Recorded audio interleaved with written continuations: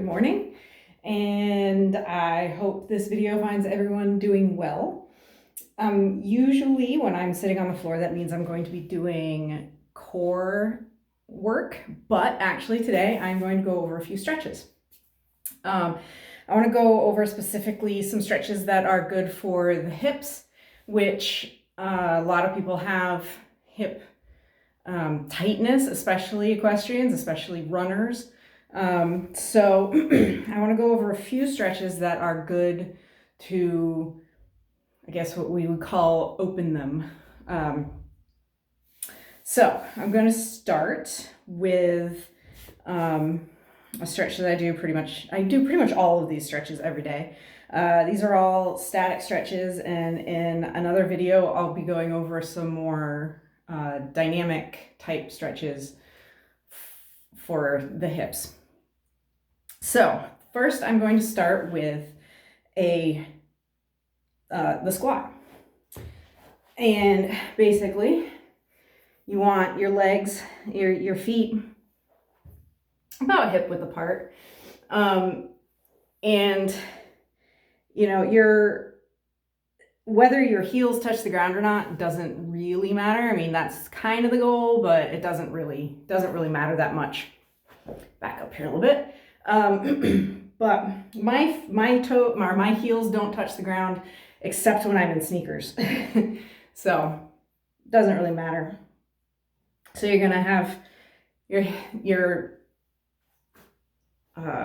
feet about hip width apart, and then just lower down as far down as you can go. You can be up on your toes a little bit. It really doesn't matter, like I said.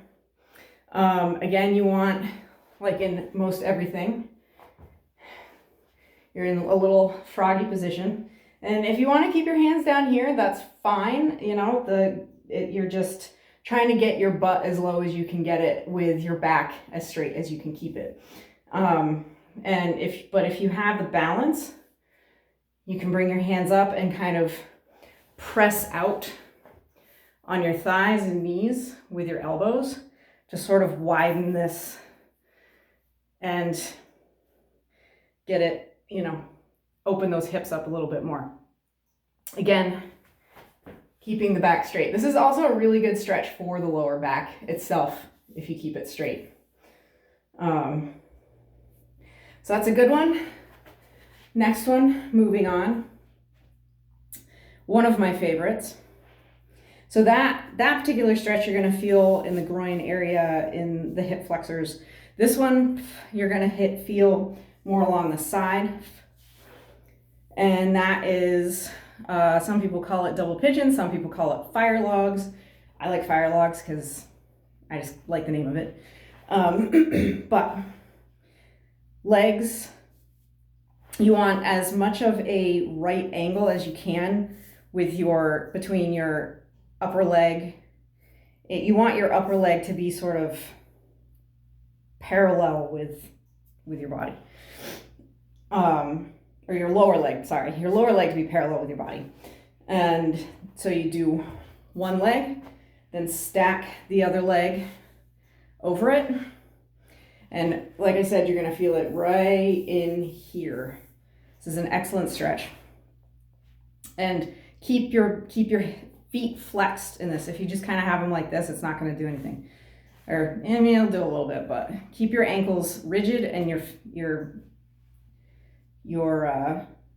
your feet flexed for this. And if you can lean forward a little bit, this is about as far as I can go. Some people can go all the way down. I'm not that flexible, but I do these, like I said, I do these stretches every day. And even I can't get all the way down. And do them on both sides, switch your legs up. And like I said, this is as far back as I can go, but you will feel this all the way from here, all the way up into your lower back. Now, if you want a slightly easier variation of that, you can do it on a chair. Just put your leg up and lean forward, and you'll get the same stretch. Put your ankle on top of the opposite knee, foot flexed, right angle here, or as close as you can get to it, and lean forward. That takes a little bit less flexibility, but it's also not as, for some people, at least for me, it's not as intense a stretch. Another pretty much the same thing as doing it on the chair, but doing it on your back. One knee up, bring the other leg up. Right angle, as you can see, and then pick your other foot up. Feet flexed. Again, you can also straighten this leg to get a stretch in here.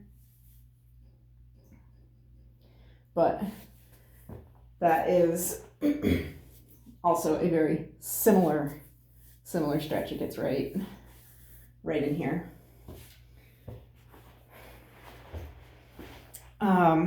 Last but not least is good old butterfly stretch. We've all done this if you've done high school sports.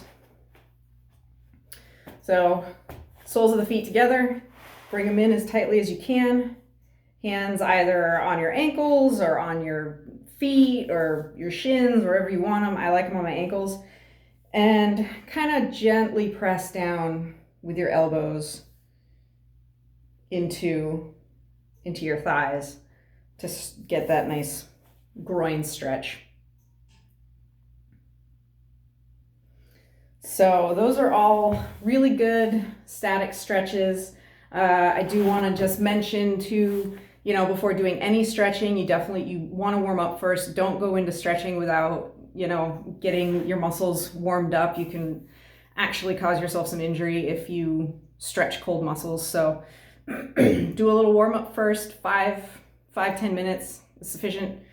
I did a little bit of jumping rope before I came in here to do this video. And also hold stretches for at least 20 seconds. 30 is even better if you can. And that's pretty much it. That's all I can think of. I will do some more, like I said, a little bit more dynamic stretches in a future video for hip stuff. Another set of 3 particular stretches that I do pretty much every day to help keep my hips limber for the saddle. And look forward to another exercise video coming up on Saturday. So I hope everyone has a good day.